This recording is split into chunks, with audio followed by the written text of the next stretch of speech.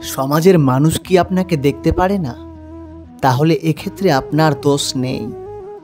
তার মানে আপনি সঠিক পথে আছেন বলেই আপনাকে অসুর প্রবৃত্তির কিছু মানুষ সহ্য করতে পারে না।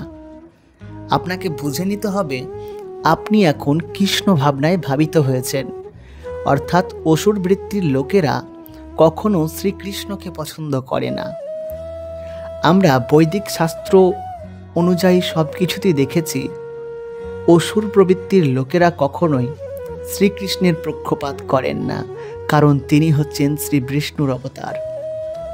আর জগৎপালক পরম পুরুষ শ্রী বিষ্ণুর এবং অসুরের যেই দূরত্ব, যেই সংঘর্ষ, সেটা সৃষ্টির আদি লগ্ন থেকেই চলে আসছে, প্রায় শুম্ভ নিশুম্ভর কাল থেকে।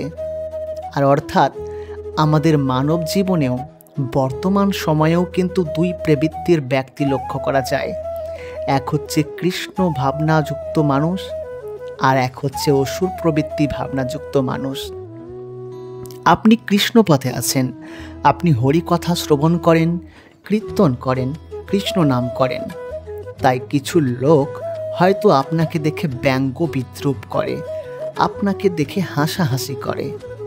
তাদের কথায় কান দেবেন না, তাদের কথা কিচ্ছু মনে করবেন না, কারণ তারা তো চাইছেই যে আপনি কৃষ্ণ পথ থেকে সরে আসুন এবং তাদের সঙ্গে অসুর প্রবৃত্তির দলে যোগদান করুন।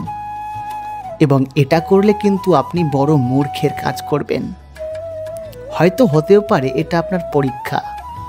ভক্তকে অনেক পরীক্ষা দিতে হয়, এবং আপনি যদি একটা ভালো ভক্ত হয়ে থাকেন তাহলে তো আপনাকে আরও অনেক ভক্তির পরীক্ষার দেওয়ার জন্য সম্মুখীন হয়ে থাকতেই হবে।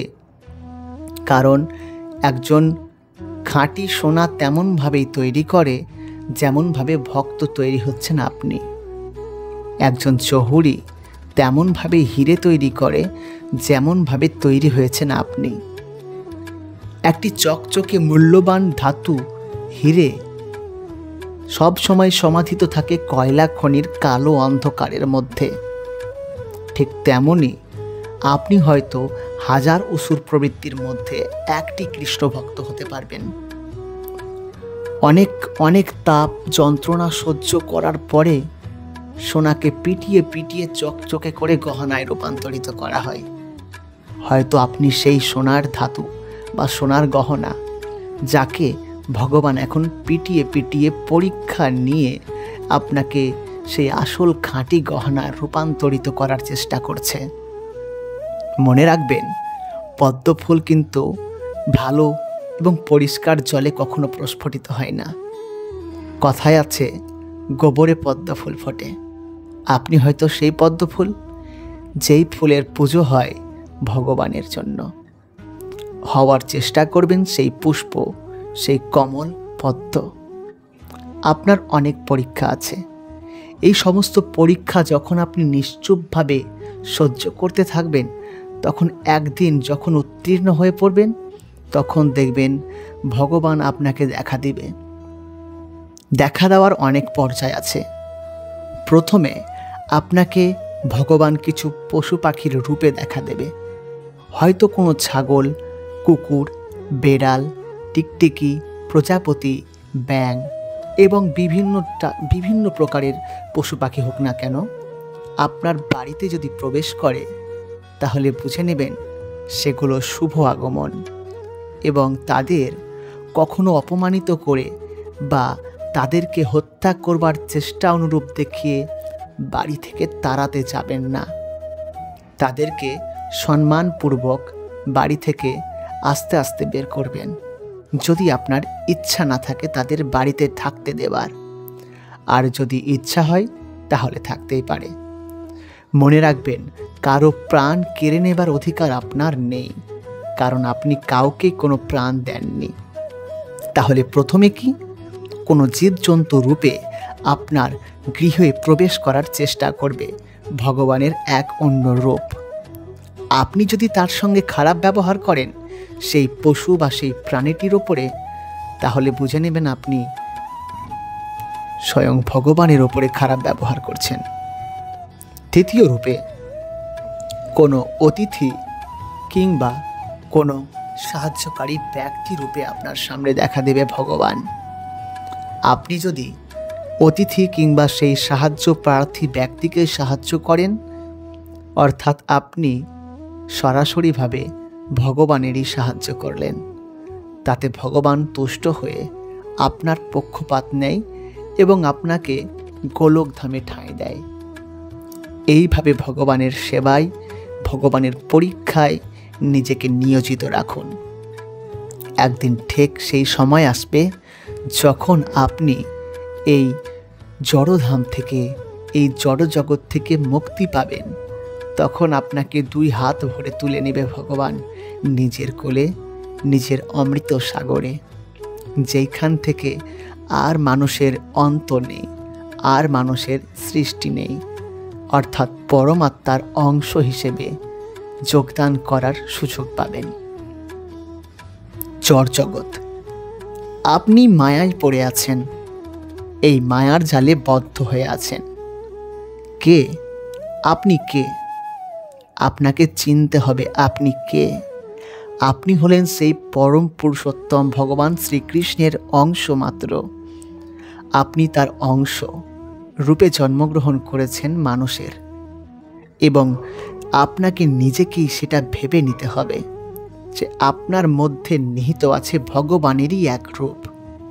অর্থাৎ আপনি যেই অবস্থাতে থাকেন না কেন, আপনি যদি ভগবানকে মন প্রাণ ভরে স্মরণ করবার চেষ্টা করেন, তাহলে আপনি ভগবানের দেখা পাবেন।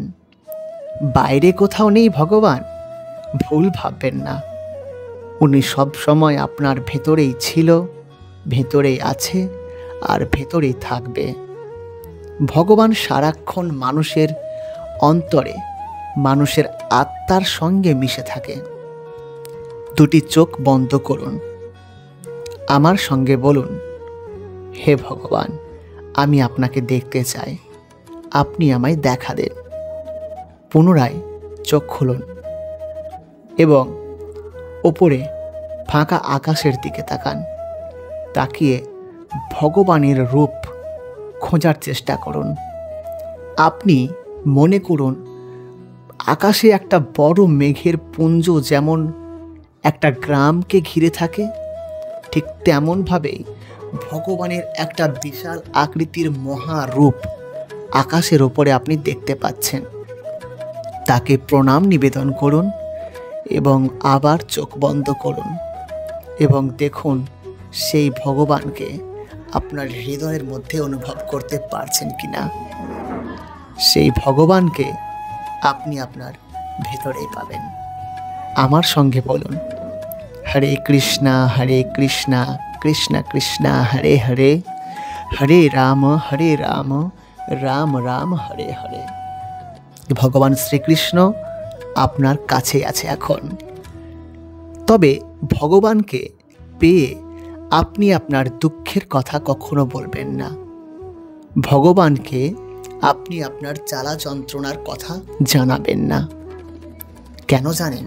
কারণ ভগবান আপনার জ্বালা যন্ত্রণা দুঃখ সব কিছু প্রথম থেকেই লক্ষ্য করছে, আপনাকে দেখছে, কারণ সে তো আপনার কাছেই আছে। একটা কথা বলুন, আপনি যদি কারো পরীক্ষা নেন, কোনো ছাত্রের পরীক্ষা নেন, আপনি দেখতে চান তার মধ্যে কতটা শক্তি আছে, এবং তাকে আপনি যদি একটা ভারী বোঝা চাপিয়ে দেন, সেই ছাত্র নিজেকে প্রমাণ করার জন্য কি করবে? সেই ছাত্র নিজেকে প্রমাণ করার জন্য ভারী বস্তু বা ভারী বোঝাটা মাথায় চেনে নেবে, এবং নিজেকে প্রমাণ করতে করতে সে কিন্তু একবারও আপনাকে জানতে দেবে না তার কষ্ট হচ্ছে। কারণ তাকে জানাতে হবে যে সে আপনার পরীক্ষায় উত্তীর্ণ হওয়ার জন্য উপযুক্ত। সেই ছাত্রটি কিন্তু পরিশ্রম করতে থাকে, তার কষ্ট হলেও জানায় না, এবং ফলস্বরূপ আপনি কিছুক্ষণ পরেই তাকে বলেন যে সেই পরীক্ষায় উত্তীর্ণ হয়েছে। কারণ আপনি তো জেনে নিয়েছেন তার কোনো কষ্ট হচ্ছে না, সে পরীক্ষা খুব ভালোভাবেই দিচ্ছে, কিন্তু ছাত্রটি কষ্ট পেয়েছে। ছাত্রটি কষ্ট পেয়েছে আপনাকে জানায়নি বলেই আপনি ভেবেছেন ছাত্র উত্তীর্ণ হয়েছে। ঠিক তেমনভাবে আমরা প্রত্যেকে এবং আপনিও পরীক্ষা দিচ্ছেন ভগবানের জন্য, এবং পরীক্ষার মধ্যে আমরা যদি আমাদের দুঃখের কথা, যন্ত্রণার কথা জানিয়ে দিই, তার মানে আমরা সেই সুপাত্র নয় যেই সুপাত্র পরীক্ষায় উত্তীর্ণ হতে পারে।